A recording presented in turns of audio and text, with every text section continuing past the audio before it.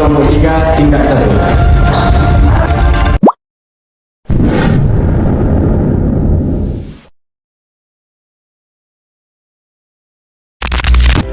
Video ini dibuat untuk menyelesaikan salah satu tugas dalam mata kuliah kewarganegaraan dengan dosen pengampu Ibu Heti Pangabean, SST, MH. Kami dari kelompok 3 terdiri dari 6 anggota kelompok yang masing-masing bekerja sama dalam memenuhi tugas dengan judul materi bagaimana konstitusi melindungi hak asasi manusia di dalam negara.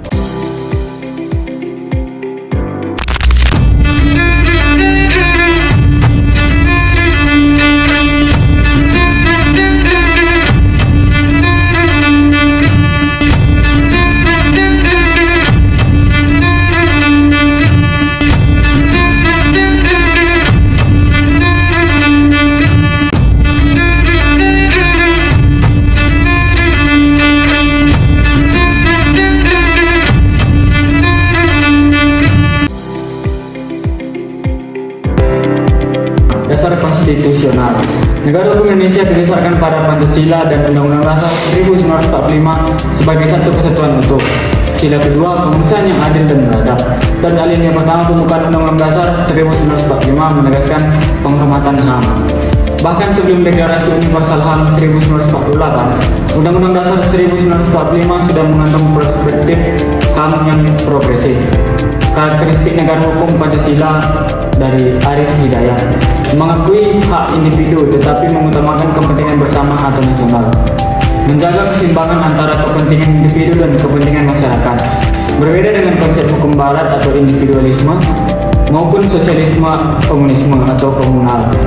Pancasila sebagai margin of appreciation. Di sini saya akan menjelaskan tentang akomodasi politik hukum Indonesia terhadap konsep generasi HAM. Akomodasi HAM di Indonesia sudah mencakup 3 generasi: sipil, politik, etos, dan solidaritas. Meskipun generasi masih sering timbang dan lebih menekankan hak sipil politik, reformasi, dan pembentukan PMK, memperkuat pelindungan HAM, tetapi tantangan tetap ada dalam menjaga keseimbangan antara hak dan identitas menegakkan hukumnya. Oke, pada kesempatan ini saya akan membahas mengenai bagaimana konstitusi melindungi hak asasi manusia atau disebut dengan HAM di negara demokrasi dengan memberikan jaminan dan aturan hukum atas hak-hak dasar warga negara seperti kebebasan berpendapat, beragama, dan berkumpul, serta menyediakan mekanisme untuk pemenuhan dan pelindungan hak-hak tersebut. Cara konstitusi melindungi HAM di negara demokrasi seperti jaminan hak dasar, kebebasan dalam hak sipil, yaitu seperti konstitusi menjamin hak fundamental seperti hak untuk hidup, berpendapat, beragama, berserikat, dan berkumpul. Kemudian hak atas keadilan, seperti konstitusi memastikan setiap orang berhak atas pengakuan, jaminan, perlindungan, dan kepastian hukum yang adil di hadapan hukum. Dan contoh-contoh negara yang menganut sistem pemerintahan demokratis seperti Amerika Serikat, India, Indonesia, Jerman, Brasil, dan Jepang. Kemudian yaitu perlindungan hak warga negara dalam negara demokrasi, perspektif konstitusional dan hak asasi manusia.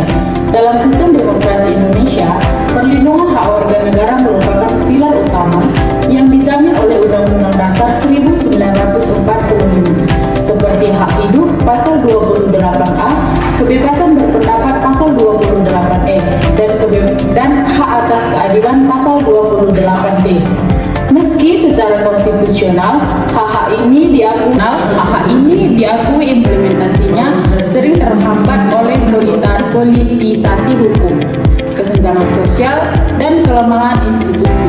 Oleh karena itu, perlindungan HAM memerlukan sinergi antara hukum yang progresif, lembaga yang independen, dan partisipasi aktif masyarakat. Pendekatan holistik dan multidimensi menjadi solusi utama untuk memastikan keadilan dan kesejahteraan dalam praktik demokrasi.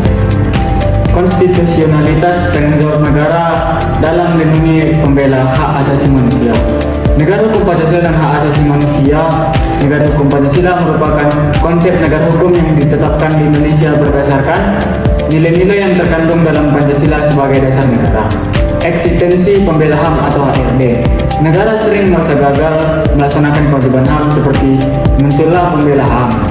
Istilah HRD resmi dipakai setelah deklarasi PBB 1998 atau Revolusi 53 atau 144.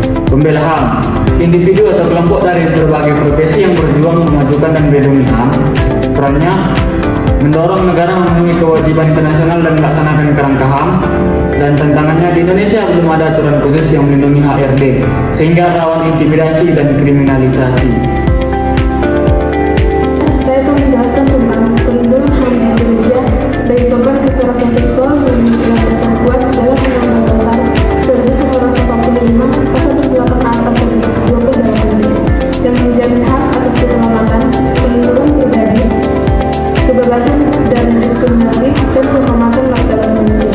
Namun, implementasinya masih menghadapi hambatan, seperti stigma sosial dan budaya patriarki yang menghalangi korban melapor, proses hukum yang lambat dan tidak adil, kurangnya pemahaman aparat penegak hukum, akses terbatas pada layanan dukungan korban.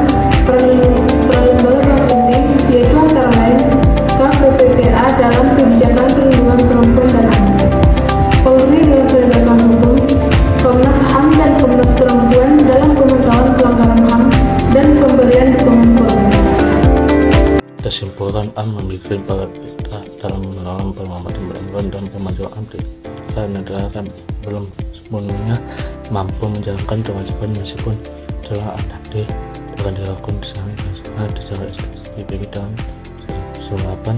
Indonesia masih belum ada asosiasi khusus yang menyampaikan perlindungan bagi mereka. Oleh karena itu, pengadaan pembelaan belum dihukum memenuhi permohonan hukum kebijakan serta perlindungan ada agar mereka dapat menjalankan permohonannya dapat instansi dan ancaman dengan HAM di Indonesia dan setelah memiliki pesan kuat dalam Undang-Undang 2045 Pasal 28J menjaminkan atas penyelamatan perlindungan pribadi, kebebasan dan imitasi dan pengamatan manusia. Namun imitasinya masih menghadapi ambang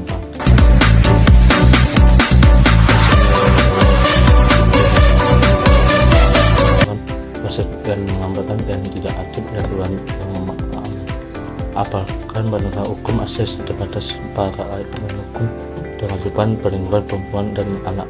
Polri dalam penjelasan hukum dan perempuan dan memakan HAM dan bermiliki hukum formal.